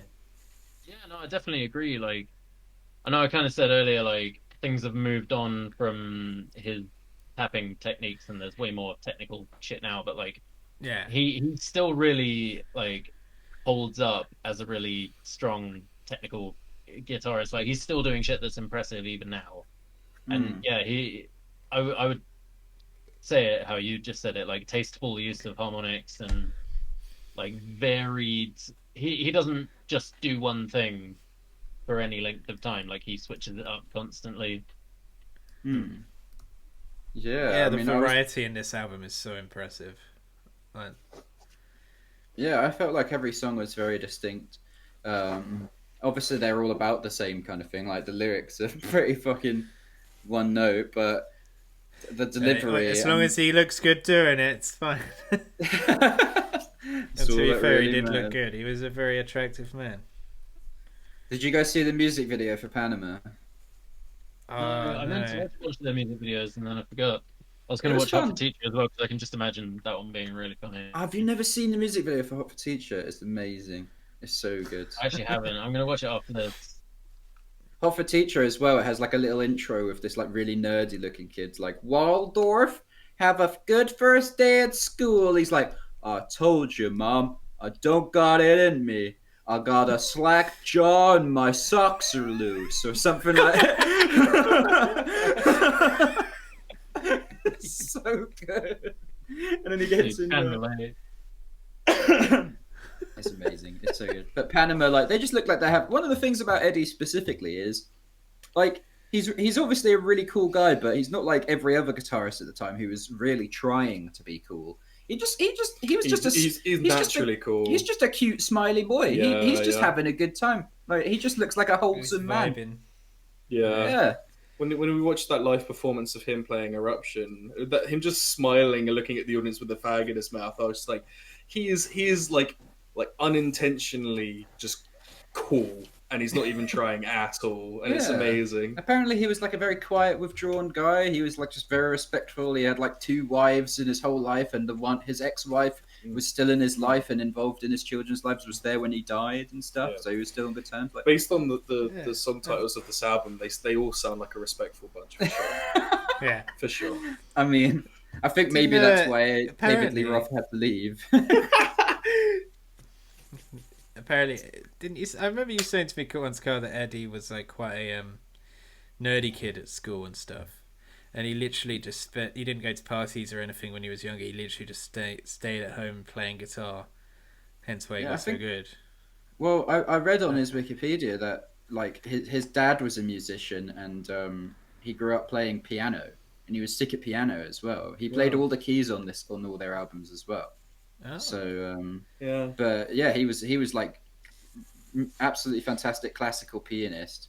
And then yeah, one day like him and his brother were like, let's play music together. And Eddie was actually like, I'll play the drums, and Alex was like, I'll play the guitar. And then like, whilst Eddie was off doing a paper round to pay off his drum kit, Alex kept playing it, and he was like, "Fine, fuck you. You can play my drums, I guess. I'll play guitar." And here we are. Like, Wow, what a weird alternate universe we could have been in. yeah. Oh man. Nobody would have ever heard of him. The, the fucking true butterfly effect could have taken place if that didn't happen that one day. Yeah, you would have just been a Unbelievable. fucking world-class drummer instead. Like, Yeah. Imagine all of those finger tappers that may have not existed. yeah, Greg. Eddie was actually so into classical music that his son is called Wolfgang, after Mozart. Yeah, There you go. Oh. Yeah. Damn, fair enough. Greg, didn't you say that his manager told him to, like, when he did guitar solos, to turn away from the audience so that no one would copy him? no, You I told me didn't that say once, I swear. I don't think that was me. Ah, it might have been another guitarist then. Yeah, could possibly a Maybe. different one. That's an interesting. That's a weird thing to say. I don't know. Yeah. I swear I remember. It might not have been you. It might have been someone else. But yeah, it might not have been Eddie Van Halen. But I'm going to say it is, because why not? Yeah, his manager apparently told him to, like, play guitar solos away from the crowd so that no one could see how he did them. Or something. That would have been Way more not a boring very... to watch. Yeah, for sure. Yeah. He's just clapping his ass cheeks to a solo. What's wrong with that? That's why he's that popular. Yeah, he had a nice tight ass. This album for sure. Like, I mean, a lot of old rock and roll does. I mean, it happens every time I listen to fucking Back in Black by AC/DC. Like, if I ever feel like I really want to write like a misogynist, which happens from time to time, being straight and male. I listen to You like music cunt. like this, and I'm just like, oh, I just need to write a song about tits and ass, like, because it's just like And I just get so Hunt for Gunt. Hunt for gun. I mean, I want to write about the appreciation of it, not a fucking a gut. Come on, man. Wow, fat shaming. Fuck you, man. Don't appreciate a good gun, you geek. You geek? Why are you such a geek? Fucking hell, dude. Oh god, it's too much pelvis. Enough Shall we try and wrap it genitals. up, boys? Yeah. Yeah, I think so. Go on, Ben, you're Uh, talking. Oh fuck! The rule! The rule! The rule! The rule! This is the first time I ever listened to this album. It won't be the last time for sure. I loved it. I loved like every second of it. I don't know anything about David Lee Roth, but from previous Chub casts, people know that I still like dickhead vocalists, even if they are dickheads sometimes. Yeah. So yeah, his Shout out vocals. to Rick James. Yeah, shout out to the guy from not August Burns Red. Austrian Oh, Death Tim Machine. Lambesis. Sam Yeah. Lambesis, that's it, yeah. Yeah. Shout out to Chubb. Shout out to oh hey and Morrissey, fuck Morrissey. Anyway, this album slapped. The vocals were amazing. It had that classic sort of 80s like rock sounds. Did this come out in the 80s? Was it 80s? It's called 84. 1984. Oh, did it come out on the year that it actually came out? It did, yeah. yeah. Oh, okay. I thought it was just like a, you know, like a I don't know. I mean, It's a pretty I don't good time capsule, I think. know. Yeah, for sure. Like it is. Yeah, that's a good way of calling it. It's a time capsule for that type of music in that era. It really summarizes like the part of the 80s that everybody who wasn't there for it kind of romanticizes in their head. Yeah, yeah, for sure. Like, I'm pretty sure like this is on a lot of lists of like top 80s albums, or maybe even top albums ever. I in mean, the Jump 80s. is always on like 80s playlists and stuff. Yeah, exactly. And yeah, it's for good reason. You know, all the songs like on this album are so fun. They're all like, you know, relatively light-hearted and fun. Even the ones that about suicide, like, still have like a fun like rhythm and synth and guitar and everything to it. You can't not sing along to songs like that chorus in Panama is so simple and yet so like It's literally just one word. it's just he's just saying Panama, but it's just like it's the way he's singing it. I'm like, yes. I don't even like That's all cars. you need, but isn't yeah. it? As long as you got that fucking melody, you look good doing it. Yeah. It was I've been finding a lot of inspiration from a lot of like old rock and roll, like mixed in with a lot of punk I've been listening to recently, so it's been very inspiring for me. I'm gonna give this a 9.5. I actually loved this album. Damn. Zach, you're talking. Sorry. You're next. No, wait, Me? that was your Oh, next, fuck. because you said like you're talking next. Yeah, I was Kyle. talking to tell him he was next. No, I'm no, gonna no, go. I'm gonna go. Me, pick me. Me. Okay, yeah. No, Okay. you have to- Even though I listened to Van Halen a shit ton in my life, it's only ever really been Van Halen 1 and 2 and their greatest hits, because I don't have time to listen to everything. And you know, if they've got greatest hits, fuck it, I'm diving into that first. But I'm glad I listened to this album because it's so good, and it just reminded me of why I love 80s rock and metal music. And it's just a good time, and it makes me really want to be in a pub with my mates getting drunk. Oh, my god. I say stop Jump's it. a shit song, but I would happily listen to it drunk at fucking face down. Oh my god, please. Please. Imagine us dear. just like rocking around in Fuel in Cardiff, just listening to that kind of. That was so good. Oh, This album is full of fucking bangers as well. Panama, Top Jimmy, Hot for Teacher, Girl Gone Bad. And I guess Jump. Oh my god. 9 out of 10. You said it. You admitted it. It's a good song. Okay, well, I mean, I get bored when listening to it, but... You probably heard Greg, it. you spoke next. Greg, Did you give it a score? You 9. gave it 9 out of 10. Shit. All right. Yeah, I guess I don't have that much to add. Like, it's got strong nostalgia value. Technically really good. Just like you say, fun, sex, rock, sex, legs, Cars, legs. fun. Yeah. oh, so good. It's really cool. I like it. It's a lot of fun. I don't really feel like analyzing it too hard. It's a really subjective like minus point for me, but I guess for me that is slightly dated. Like it wouldn't be my go-to for like a really fun song to listen to. Like there's other things that I would probably be more in the mood for most of the time, but like if this came on, I would fucking love it. But like, yeah, I guess in a way, because so much has come after and been influenced by it, I do feel as if listening to this, I'm like, it's slightly of its time. But that's not too much of a distractor, so I'm gonna give it a completely subjective 8.5. And yeah, just all the praise. It's really good. And I get what you mean. It's definitely 1984. Yeah. And maybe it's just because I've heard Jump a fucking million times, but right, it's boring and shit. Kyle. It's funny you say that. You feel like it's a bit dated because the first thing I have in my notes is, I mean, I was expecting to like it, right? Because obviously it's classic rock, everybody loves it, but I really genuinely enjoyed it a lot more than I thought I would. Like, I was like, okay, well, I've listened to a hell of a lot of classic rock in my time. I've listened to so much like AC/DC, Iron Maiden, fucking like Sabbath and all that shit. I've heard it all, but no, it was all pretty fresh to me. Like I really enjoyed it.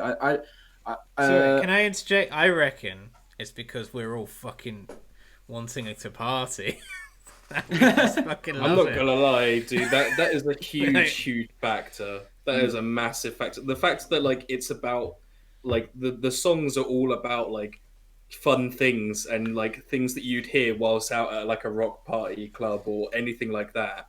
And the fact that we're all like feeling super nostalgic in general for that kind of feeling, it makes it so much better. Like in normal times, if we were out doing partying and stuff like that, maybe I would have given it an 8 instead of a 9.5. But just because it has that extra feeling added to it that I'm craving right now. Yeah, that is a really good point. That's a great point.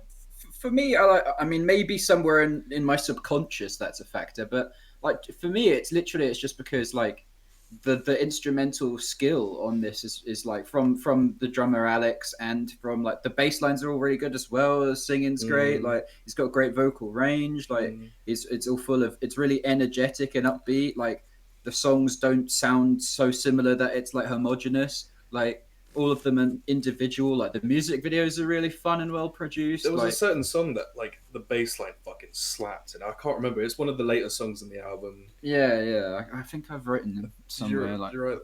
I wrote like one of the bass Girl lines. Gone Bad. Girl that Gone was Bad. it. Girl Gone Bad, like the fucking all that the riff. riffs in there were so Oh. good. Like yeah. Yeah, yeah. And I have said the only thing stopping this from being a 10 out of 10 for me is I'll Wait and House of Pain were a bit boring in my opinion. Like they weren't bad, but Just a bit ballad. I wouldn't listen to them.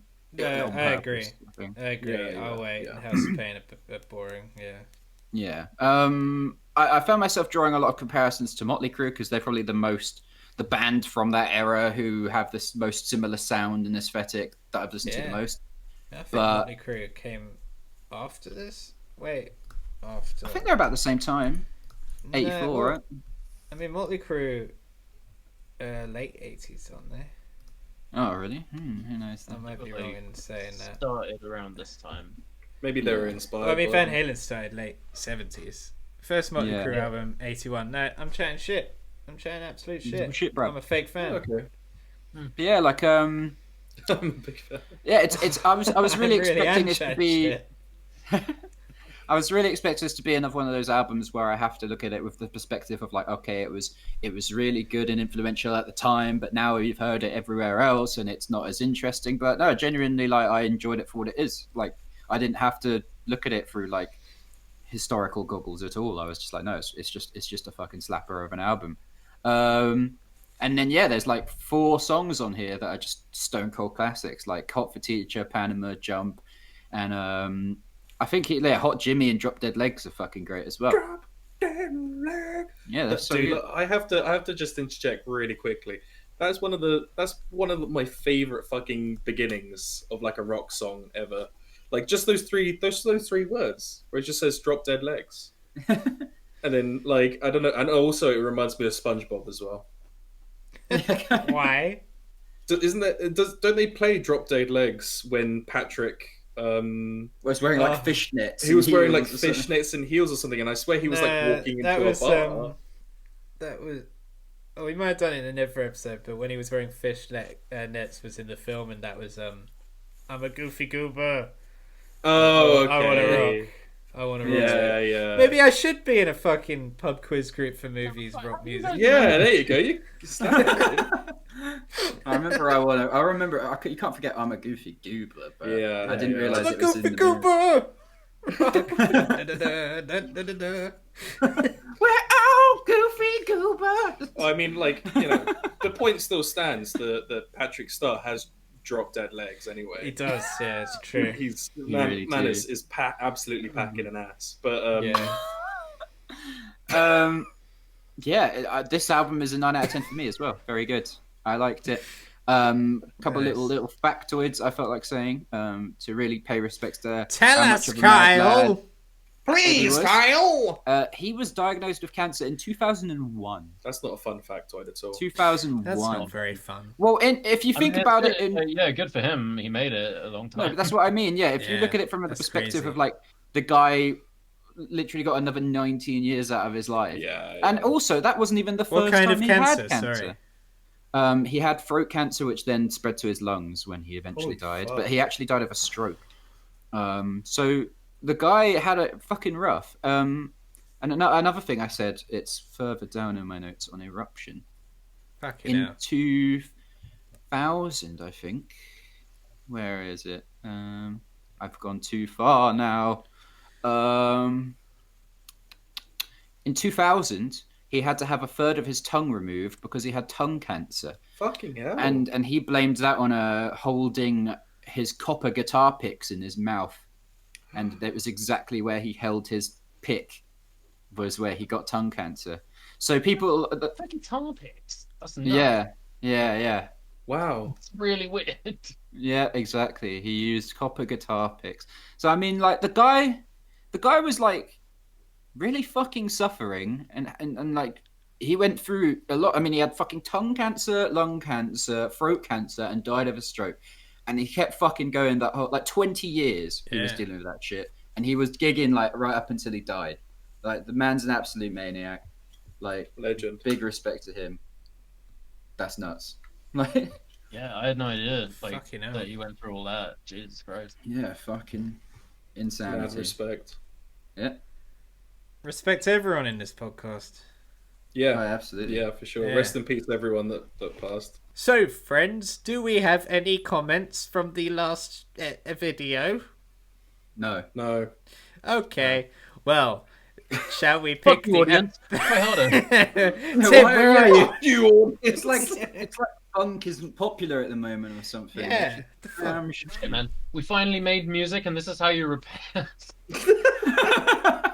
God damn They it. hate it. They hate it. Music's doing well. What do you want?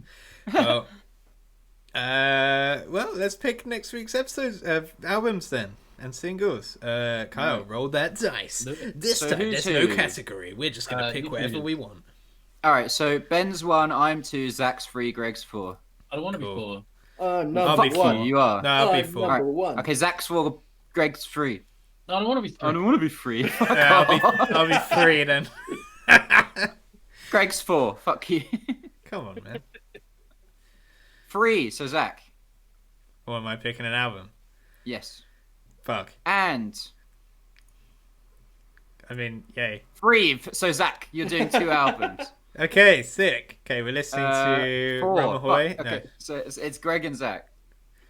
No. Okay. Okay, I'm gonna go first because I got something lined up. I've been doing a lot of fishing for what I want to choose because it's been a while since we've actually been able to choose something without a category or A doing top an 10 episode or about something. or a top 10, yeah, or doing an episode about amazing guitarists that are sadly no longer with us. But in the spirit of the pandemic, in the spirit of fucking being bored and sad and depressed, I decided to choose Steel Panther because I want to have a laugh. This is I'm a episode sh- 20 as well, isn't it? Shit. Episode- Will be, 20. yeah. We should have done Um, something special, really, but fuck it. This is special, Kyle. The special thing is we're back to what we normally do. Back to roots, sometimes it's special to go back to your roots. I'm assuming you guys have heard the first album, and the second album Yeah. I have played to death, and I'm kind of I still love it, but I'm over it. But the third album, I think it's their third, it's called All You Can Eat, and it's good and it's funny It's good. and it's Alright, the cool, one yeah. with It is on it. it is. That's good. So yeah, Steel Panther, All You Can Eat is their third album. In my opinion, their best one, and then they kind of, I don't want to say went downhill because they didn't. They're Lower the Bar and Heavy Metal Rules are still really good, but this is, in my opinion, their peak. So far. I don't think I've ever listened to a whole Steel Panther album, so this will be fun. I mean, I guess if you find yourself getting bored of the theme, maybe turn it off and come back to it. Maybe, because even though the music is amazing, it is all just really grotesque fucking, shit, but it's still fun. Yay, give me the grotesque. The song- read the lyrics along with it as well. Oh god, yeah. Gang bang at that old folks' home is so funny. I mean, I love it. It sounds good already. I already have a boner. So yeah, Steel Panther, all you can eat. All right, Greg, what's Let's yours? go. Nice. All right, so I'm gonna do one of my honorable mentions from our favorite albums that we discovered in 2020. And it's one of the weirder albums that I discovered recently. It's apparently a genre called adventure rock. What? What is Okay. that? Fucking, I like who knows? adventure. You'll have to listen to it and find out. It's wacky shit. I really like it. It's by a band called Bear Ghost, and it's called Blasterpiece. Okay, Bear Ghost. I won't, Blaster. and I won't tell you any more than that. You're just gonna have to find out. So I'm intrigued already. Adventure Yeah. rock to me sounds kind of folk metal-y, like pirate metal-y, but I might be wrong. It sounds like when you say Not that. adventure, But when you say adventure rock, it sounds like fantasy rock, like instantly. But How do you spell Blasterpiece? Blaster piece. Blaster Which piece. kind of piece? P-I Like a piece of something. Yeah. Okay, because it Um, could like be the blast- other one, as in like You could piece of blast the beast. yeah. Yeah, I don't really know what the adventure rock refers to. I guess it's like the wild changing of the genres, many influences. It's not really about the lyrical content. Or is but, it like 12-Foot Ninja? I guess maybe in that they mix genres, but it's less like here's one genre, here's another genre, it's more like Right. blended influences. Oh fuck! But yes, real good. Listen to it. Cool. Nice. I'm in a pickle because I actually don't have singles written down here, like any. Oh, I do have a single. All right, sick, cool. It's my single. It's by a band. They made their much-awaited comeback. They are drum and bass pioneers. We all know and love them. They're called Pendulum. They released 2 new tracks last year. One Did was they? called. They did, yeah. Yeah.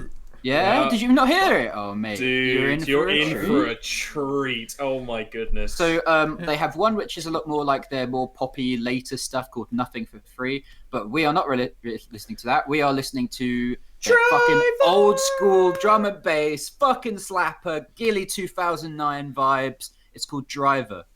Has it got that proper like keyboard sound effect that you know I'm on about? You know, the one that you No. that No, kind it's of not. sound. It's got it's very like sort of, you know. If you Oh, it's listen to- dubstep. No, Right. it's drum and bass. Well, It's drum and- it's drum and bass, It's drum but and bass. yeah. If you listen to Oh. anything from Immersion from Pendulum, like it's so reminiscent. Is that of Tarantula? I'm so shit.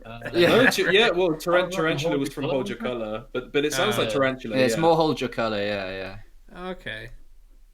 Which is one of my favorite. That okay albums. sounded You're gonna hate it, disappointing, Yeah, but it Hold Your wasn't. Colour is my favorite Pendulum album by far, so, yeah. Yeah, sick. What's yours, Ben? Well, you guys have probably already heard it because I shared it relatively recently, but I've actually wanted to speak about these guys for a little while because found them recently, like loved their stuff, loved their style, like love their like the way the singer sounds like I don't know, just like a proper lad. Is it Chubby in the Gang? And yeah, it's I don't think the whole album was like interesting enough necessarily to do a whole CHUB cast on. So we'll do their single. It's All Along the Uxbridge Road by Chubby and the Gang. Oh, see, when you linked it to us, I actually listened to the whole album, and I really liked it. Yeah, I listened to the whole thing as well, and you know, well, we'll probably mention the album in the next CHUB cast when we talk about the single. Yeah. They stole And then we'll that sue name. them. Well, yeah, that's one of the reasons. Like, so Ben brought it up in the CHUB chat that we have because, yeah, they're also a UK punk band on the ups called Chubby, which we were like, well, fuck. Nah, don't be well far. I told Claire that, and she was like, "They Chubby and the Gang or Chub." You know, there's a Yeah. band called there's a pirate If metal we band review called Red them- Rum. Yeah, Yeah. There's a If we pirate metal review band. them, then that means we're like dominant. We Yeah. name. Shit on their Okay. albums. Yeah. Well, yeah. Carl made the good point as well that there's like two metal bands. One's called Soil and one's called Soil Work. So Well, there's a pirate yeah. metal band called Red Rum, and then there's an old school glam AOR band called Red Rum, but with a space. Just with a spaces. So I don't think it matters. Yeah, It's just a little bit more awkward because we're both punk bands that formed within a year of each other. Bro, we'll just be best friends. Yeah. Yeah. I mean, I they're want to pretty see these damn guys good. live. I really like them. Yeah. I'd love to see them live. Yeah, definitely. Would love to. But yeah, that's my single. All along the Uxbridge Road. Lovely stuff. So if you want to listen, get involved with our podcast, please listen to the albums Steel Panther, All You Can Eat, or Bear Ghost, Blaster Piece. And the singles are Pendulum Driver and Chubby and the Gang, Speed Kills. You have got to either... That's the the album. name. called It's called All Along the All Uxbridge Along the Road. Uxbridge Oh fuck, I wrote down the fucking album name. All along the... I'll write it down later. But yeah, All Along the Uxbridge Road. Yeah, you don't have to review all of them. You can review just one of them. But anything will be amazing. Write your review down in the comment section, or send your review to chubtheband@gmail.com, or use the hashtag chubview on our socials, and they are all linked below. Also, we've got music out. It might be on Spotify by the time this comes out, so have a little look. Yeah, It wasn't today. I looked at. Oh no, wait, no, it was. Yeah, I checked. Was it actually? And I checked again, and it is now. Yeah. Is it on Spotify? Let Yeah, me look. yeah. Let me look. Oh my god, this genuine It reactions. didn't Well, I come can't up when find I it. searched for Wasters. No, just search for COVID Kingpin, and it'll come up. Oh shit. There's a lot of bands called like Chubbinator. Oh Yeah. shit! COVID Kingpin is on there. Let's go. Yeah, they're both on there, but you just have to search for COVID Kingpin for some reason. Well, Yeah, I don't know to why- find them on Apple Music, I had to type in Chub Wasters. Just Oh, Chub yeah, or just Yeah, I Wasters. typed that in on Spotify, and it didn't bring it up. Let's go. Look at our Pretty good. beautiful faces. Oh my god. Well, after this, I'm going to put the There you go. advert together. We're on Spotify. Oh my god. Amazing. Look at that shit. Sick. Oh. Even if we don't do anything else ever again, I'm just happy it's there. If you guys want to do us a massive solid Man. and go on there and follow us on on Spotify, that gets us on playlists and shit, and that means that we'll get more views and more listeners, and people will listen to us. Please. Yeah, please. So Please. Yeah. Oh, 0 fuck yeah. monthly listeners at the start of something special. It's good times. Right. I think that's everything. Socials are below. Go find us on Spotify, Apple Music, YouTube Music, Amazon Music, TikTok, Instagram, and a fucking huge list of shit that no one uses. Thank you so much for listening. Wait, we have a TikTok? No, we don't. You can People find are us allowed on to use our TikTok. music on TikTok. Oh, now. nice. Yeah. Yeah. Yeah. Fuck. But you know, when you go on Instagram, you go on stories and you type in a band name to like find their Oh, song. yeah. We'll be yeah. on that too. Oh, sick. So I can't wait yeah. till one of our songs becomes a TikTok dance. Oh dear. Just like I always Well- dreamed. If this podcast gave you a chub, Like and subscribe. subscribe. lovely.